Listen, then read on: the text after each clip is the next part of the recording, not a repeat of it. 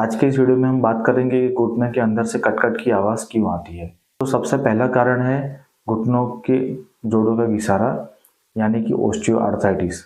अगर जोड़ों में घिसारा है 50, 55 या फिर 60 साल की उम्र के बाद जोड़ों में घिसारा होना काफ़ी कॉमन है। ये घिसारे के कारण जब दोनों हड्डी आपस में टकराती है, उसके बीच में फ्रिक्शन होता है तो कट-कट की आवाज़ आती है। दूसरा कारण घुटने के अंदर की गादी का फटना।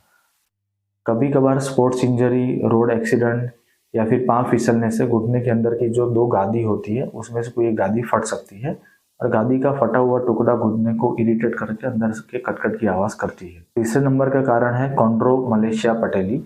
कॉन्ड्रोमलेशिया पटेली यानी कि घुटने की जो आगे की टखनी होती है जिसको हम पटेला या फिर नी कैप कहते हैं, उसके नीचे की परत अगर रफ हो गई है तो वो कंडीशन को कॉन्ड्रोमलेशिया पटेली कहते हैं।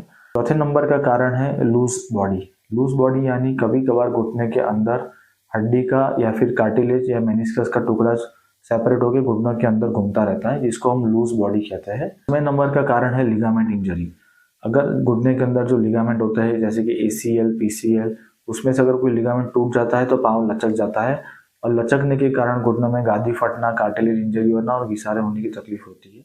तो लिगामेंट इंजरी में से भी घुटने में से कटकट की आवाज़ आती है।